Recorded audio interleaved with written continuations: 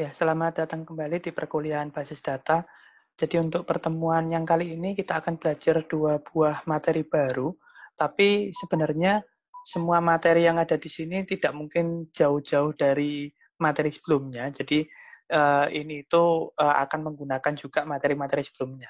Jadi yang kali ini kita akan belajar mengenai view and function, gitu ya. Kita akan belajar satu persatu. Yang pertama adalah kita mau belajar dulu tentang view. Nah, apa itu view? Jadi, view itu merupakan hasil dari query yang kita simpan di dalam database. Jadi, gini, biasanya kita itu kalau melakukan query gitu ya, kemudian apa namanya kita ambil datanya, kadangkala suatu saat kita butuh melakukan query yang sama. Nah, permasalahannya adalah kalau misalnya kita itu apa tiap kali butuh query kita mikir lagi, ngetik lagi, itu memakan waktu, juga susah. Nah, yang kedua, kalau misalkan kita simpan misalkan kayak di Microsoft Word atau pencatatan apapun gitu ya, itu juga masih ribet, kita harus copy lagi gitu ya, masukkan, jalankan query-nya dan sebagainya. Nah, kalau menggunakan view, query kita itu yang kita merasa bahwa akan kita pakai berulang-ulang, akan kita masukkan di dalam database kita. Jadi nantinya kita tinggal manggil aja, manggil view ini. Yang isinya view ini adalah hasil dari query kita yang kita simpan. Gitu ya. Nah, view nantinya dia itu bisa diperlakukan sama seperti tabel pada umumnya. Artinya apa? Waktu kita sudah membuat view, maka seolah-olah akan ada tabel baru, ya view itu. Gitu ya. Dan view itu karena seolah-olah menjadi seperti tabel, maka cara pemanggilannya nanti juga seperti kita manggil tabel. Cara menampilkan data di dalamnya sama seperti kita waktu uh, mau apa namanya nampilkan dari tabel, gitu ya. Nah, membuat view ada apa formatnya. Jadi formatnya yang pertama ada create view, itu sintaksnya gitu ya, yang pasti harus ada. Kemudian setelah itu diikuti dengan nama view-nya, gitu ya. Nah, setelah itu kita kasih S. Jadi seperti kalau kita biasanya bikin alias kan pakai S. Ini juga pakai S, tapi bukan untuk alias, untuk memasukkan isi dari view-nya. Jadi setelah S gitu ya, setelah S itu adalah isi dari view-nya. Nah, isi view-nya apa? Di sini ada select statement. Apa maksudnya? Ya isi view-nya itu adalah query select, gitu ya, yang mau kita simpan di dalam database. Nah, menghapus view gimana caranya? Menghapusnya pakai perintah drop view. Nah, drop view. Nah, harusnya drop view langsung nama view itu bisa. Tapi kalau mau ditambahkan pengecekan ada ini if exists. Artinya apa? Dia akan ngedrop jika view-nya ada. Kalau nggak ada, yang dia nggak ngedrop, tapi nggak error, gitu ya. Kalau misalkan kita nggak ada if exists, langsung drop view, nama view, ternyata view-nya itu sudah di drop, maka nanti akan error. Kalau ada if exists, paling cuma warning, gitu ya. Nah, ini contohnya. Biasanya semuanya itu akan lebih mudah kalau pakai contoh, gitu ya. Nah, contohnya seperti ini. Buatlah sebuah view dengan nama sale per order. View ini terdiri dari kolom order ID dan total nominal order. Urutkan hasilnya berdasarkan total nominal order dari yang terbesar sampai terkecil.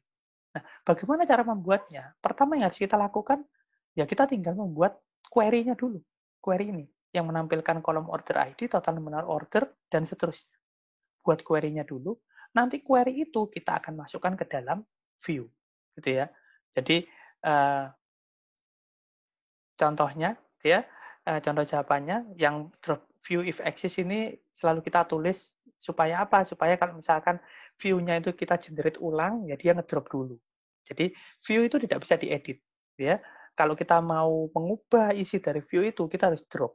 Setelah itu kita create view, gitu ya. Nah, kemudian create view sale per order as.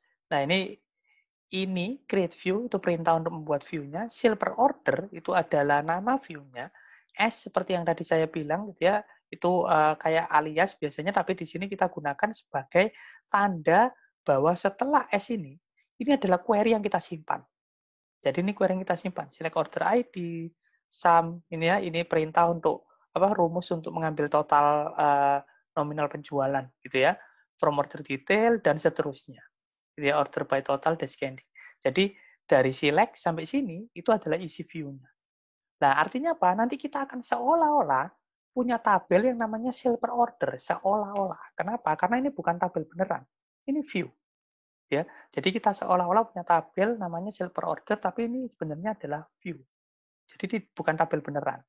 Tapi kalau kita mau panggil sale per order ini, nanti sale per order ini isinya adalah seolah-olah tadi tabel yang seolah-olah juga kolomnya adalah order ID dan total. Nah, perlakuan terhadap sale per order nanti bisa kita lakukan persis kayak kita memperlakukan tabel. Gitu ya.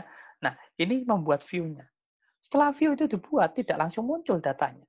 Karena membuat view itu baru kita nyimpen query-nya ke dalam database. Setelah itu kita harus panggil view-nya untuk melihat apakah query yang kita simpan itu menghasilkan data seperti yang kita inginkan. Ya.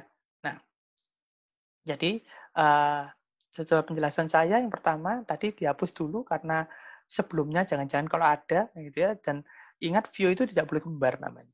Gitu ya. Tidak boleh kembar. Jadi kalau ada yang kembar jelas error kalau nggak dihapus dulu. Nah, yang ini nama view-nya. Gitu ya. Nah, oke. Cara memanggilnya untuk contoh satu, nanti hasilnya akan seperti ini. Cara manggilnya gimana? Nah, langsung select bintang from sale per order. Di mana sale per order ini isinya apa? Isinya ya tadi, hasil query-nya yang tadi. Order ID dan total. Ada 2 kolom. Tapi kalau kita cari di bagian tabel, tidak ada ini. Ini nanti kalau di Workbench gitu ya, ada bagian yang namanya view. Nah, disitulah dia berada view, bukan di tabel. Gitu ya. Nah,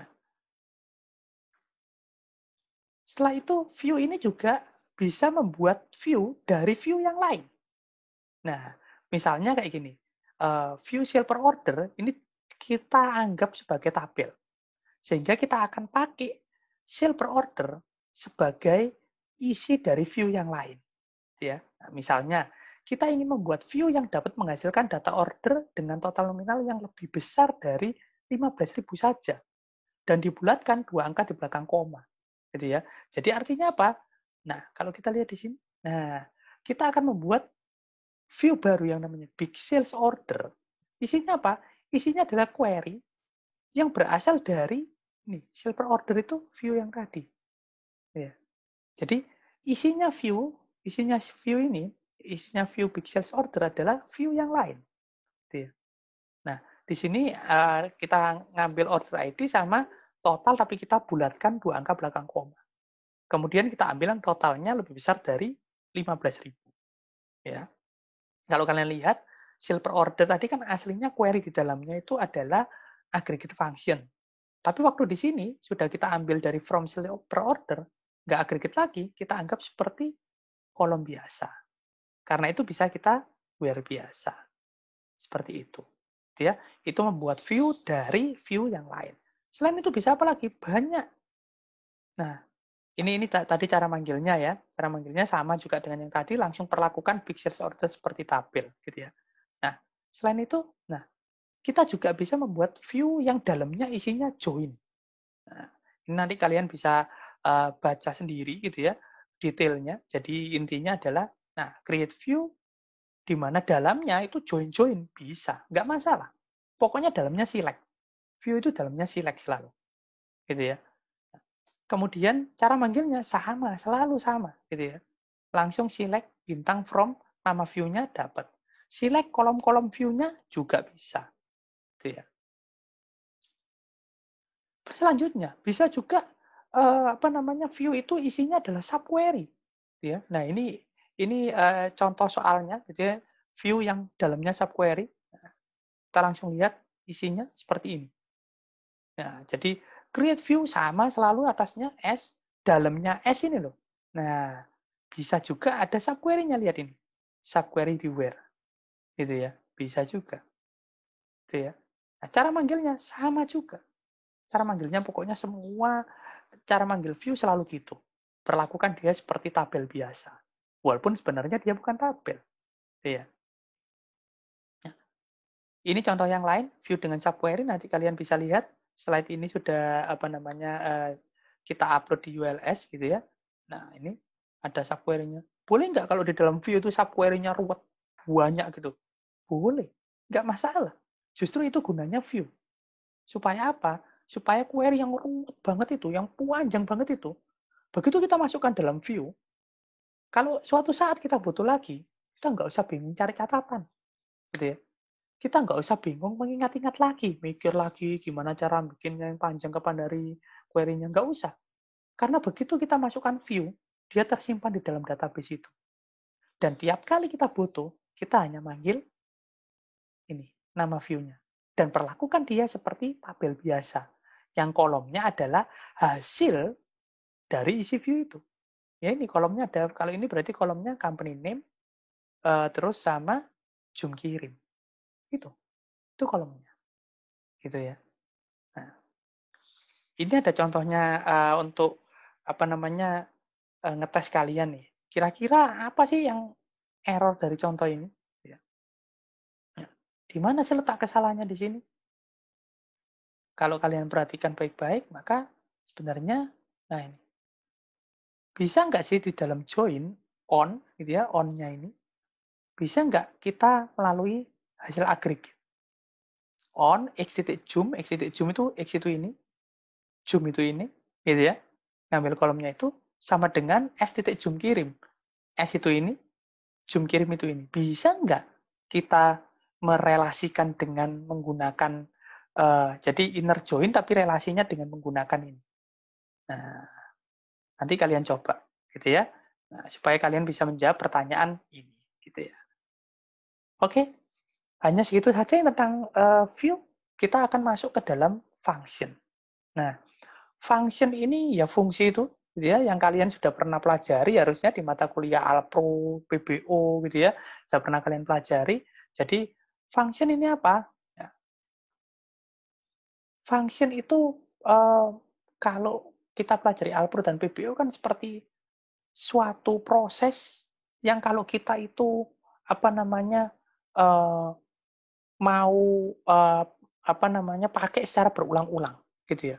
Jadi kalau proses itu dipakainya itu hanya sekali dua kali atau sekali saja ya nggak dipakai function. Tapi kalau misalkan proses ini bakal dipakai di banyak tempat, maka lebih baik bikin functionnya supaya nanti kalau butuh kita tinggal panggil functionnya. Seperti contohnya ini, ada namanya basic function. Apa artinya? Fungsi yang secara dasar sudah ada di dalam database. Seperti fungsi now. Kalau kita panggil fungsi now, itu mengembalikan waktu saat ini. Nah, kalau misalnya kita tanya, apakah apa di dalamnya ini ada prosesnya? Oh, ada banyak. Tapi kan kita nggak perlu tahu. Yang penting kita panggil fungsinya aja. Substring mengembalikan sebagian teks. Itu juga, itu fungsi. Basic function. Bahkan untuk menggabungkan beberapa string menggunakan concat, concat sendiri itu juga fungsi. Gitu ya. Fungsi bawaan, fungsi dasar. Nah, lalu apa yang mau kita pelajari pada saat ini? Bukan fungsi dasar. Kita mau membuat fungsi sendiri. Gitu ya. Nah, karena apa? Dalam MySQL, kita juga bisa membuat function sendiri. Kita namakan itu adalah store function. Fungsi yang kita buat dan kita simpan di dalam database. Jadi mirip kayak view, function ini tersimpan di dalam database. Sintaksnya adalah seperti ini. Create function, nah mirip kayak tadi ya. Tadi create view, ini create function. Create function, lalu nama functionnya. Lalu bisa menerima parameter. Bisa berapa parameternya? Bisa banyak. 1, 2, terserah. Pokoknya sesuai dengan kebutuhan. Kemudian bedanya lah ini, bedanya dengan apa namanya mungkin programming kebanyakan adalah function di dalam database, di dalam MySQL gitu ya. Yang pertama setelah bikin functionnya, kita langsung bikin dulu returns pakai S tapi ya, nggak apa bukan hanya returns. Nah, data, data itu apa? Tipe datanya. Jadi di awal kalau apa namanya kita pakai function di dalam MySQL di awal kita tentukan dulu nanti return-nya itu datanya tipenya apa. Jadi return value-nya itu tipe datanya apa? Varchar atau integer atau yang lain. Jadi nanti ini returns terus ini tuh adalah diisi tipe data. Gitu ya. Nah, setelah itu kita mulai dengan begin dan kita akhiri dengan end. Ini sebenarnya kalau kalian di programming kebanyakan bikin dan end ini gantinya dari kunung kurawal kalau di programming biasa. Ya, programming biasa kan biasanya function ada kurung kurawal buka tutup. Kalau di dalam functionnya SQL enggak, kita pakai begin dan end. Nah, statement ini apa? Statement ini ya apapun yang mau kita buat di dalam fungsi kita, pengkondisian, looping, ataupun query-query yang lain. Gitu ya. Nah, kita coba lihat lagi aturannya sekarang. Aturan dari store function yang pertama, biasanya waktu membuat nama fungsi, kita kasih depannya UF. Supaya apa? Supaya kita tahu bahwa itu adalah fungsi yang kita buat sendiri. Buatan user. Gitu ya. Depannya UF. Misalkan UF hitung gaji. Nah, gitu ya. Kayak gitu nama fungsinya nanti. Nah, terus kemudian tipe parameter. Nah, tipe parameter itu sebenarnya ada banyak. Cuman kalau yang saat ini di function, kita akan belajar hanya yang in saja. Nanti waktu kita belajar store prosedur, nah itu nanti ya, itu nanti ada tipe-tipe yang lain. Karena itu juga function, store prosedur. Cuman saat ini kita belum belajar itu, belum belajar fungsi saja, maka fungsi saja kita pakai yang tipenya in parameternya.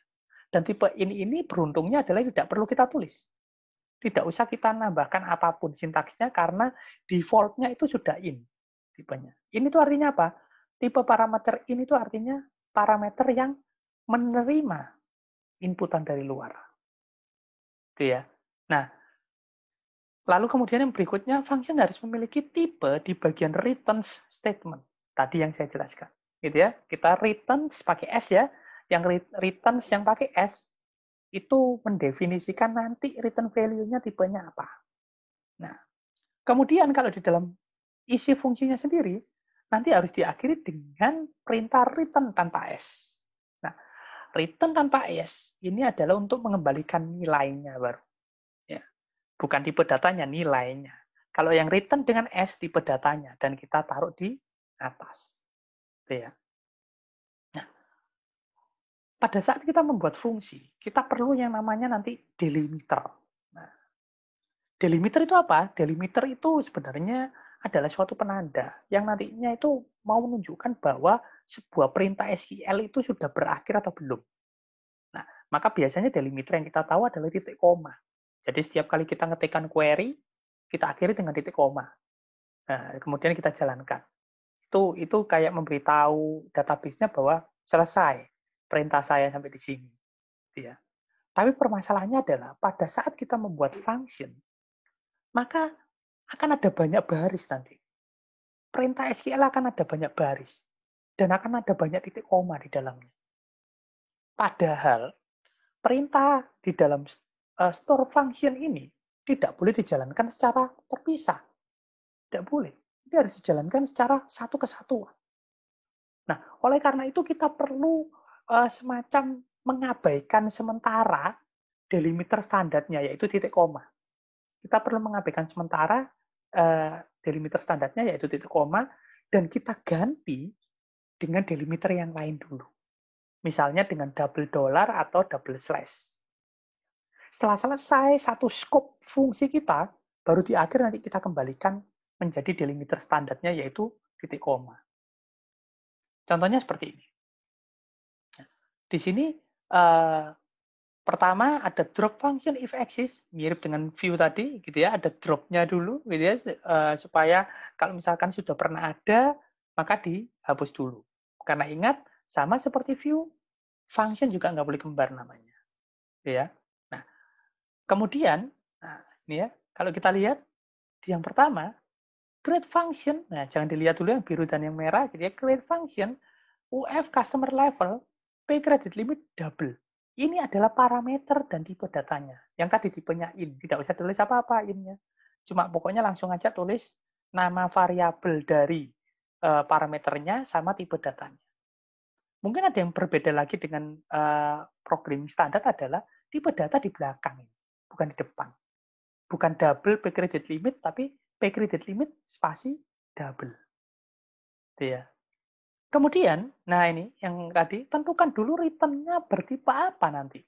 Di sini return, misalkan ini ya, varchar 10 tipenya.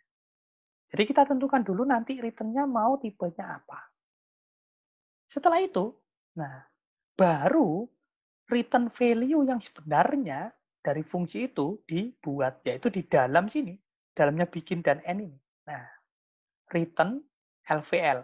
LVL itu, ya saya jelaskan sepintas, LVL itu variabelnya yang kita deklarasikan di sini. Declare LVL varchar 10, ya. Berarti ada variabel LVL tipenya varchar 10. Kemudian di sini ada pengkondisian. Ya, pengkondisiannya mirip dengan apa namanya programming kebanyakan, cuman bedanya memang dia tidak pakai kurung kurawal gitu ya.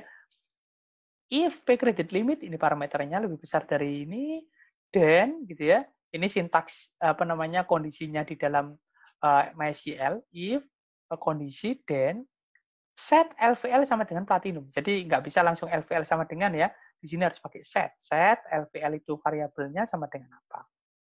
Else if, nah ini then set apa? Else set apa? Dan terakhir ada and if. Kenapa? Karena nggak ada kurung kurawal. Maka kita harus berikan penanda bahwa itu adalah akhirnya. Ya. Selanjutnya, nah baru yang biru-biru ini saya jelaskan. Jadi sebelum kita membuat fungsi, supaya delimiternya yang standar, yang titik koma itu diabaikan sementara, maka kita buat perintah delimiter spasi misalkan double dollar. Yang artinya kita mengubah delimiternya menjadi double dollar. Sehingga yang ada titik komanya ini tidak dianggap akhir dan kemudian dijalankan. Tidak. Dia dibiarkan dulu. Sampai ini N. Gitu ya. Ada N double dollar. Nah di sini menandakan bahwa ini sudah berakhir. Jadi karena tadi delimiternya kita beri kita ubah menjadi double dollar, maka waktu MySQL itu menjalankan, dia akan melihat, ngecek, oh ini belum berakhir, ini titik koma bukan akhir. Dia akan menjalankan waktu sampai sini. N double dollar O sampai sini. Berarti dia waktu sampai sini baru dijalankan. Artinya segini ini dijalankan barengan. Gitu ya. Dijalankan bersamaan segini. Kemudian, nah di bawah jangan lupa setelah kita delimiter gitu ya, ubah menjadi double dollar, sudah N gitu ya, sudah selesai, jangan lupa kembalikan lagi delimiternya menjadi titik koma seperti defaultnya. Dengan cara perintah yang sama, delimiter spasi titik koma. Supaya apa? Supaya nanti perintah-perintah yang lain jalan normal lagi yang setelah ini. Gitu ya. Oke. Nah, cara memanggil function gimana? Pertama, kita bisa memanggil function dengan cara kita masukkan ke dalam variabel. Set var gitu ya kan, untuk ngeset variabel nanti pakai set gitu ya. Sama dengan nama fungsinya kita panggil ya, kita ketikkan dalam kurung argumen atau parameternya. Yang misalkan ada kita harus isi, kalau nggak ada ya udah. Atau bisa juga kita manggil fungsi dengan perintah select. Select nama function dalam kurung langsung parameter atau argumennya kalau ada. Kenapa kok select? Karena select ini sebenarnya kalau di MySQL mirip dengan print. Print kalau di bahasa pemrograman yang lain. Print ke layar. Maka dari itu select itu tidak selalu ke tabel. Bisa juga cuma ke function gini. Gitu ya. Nah, selain itu, function itu manggilnya juga bisa langsung di dalam query yang lain, gitu ya. Nah, jadi seperti halnya waktu kita manggil now, manggil substring, itu kan bisa di dalam query yang lain. Sama juga dengan ini. Misalnya kayak ini query panjang, gitu ya. Terus kemudian setelah select, koma, manggil sebuah function yang kemudian diisi parameter tertentu sesuai dengan yang diterima function tersebut. Nah, bisa seperti itu, langsung digabung. Gitu ya. Hasil panggilannya nanti seperti ini. Oke? Itu sepintas tentang function ya. Nah, setelah ini kalian akan ada latihan. Latihannya nanti dikerjakan di kelas masing-masing. Oke? Terima kasih. Semoga penjelasan ini cukup bisa diterima, cukup bermanfaat, dan semoga kita selalu sehat. Sampai ketemu lagi di penjelasan basis data yang lain. Terima kasih.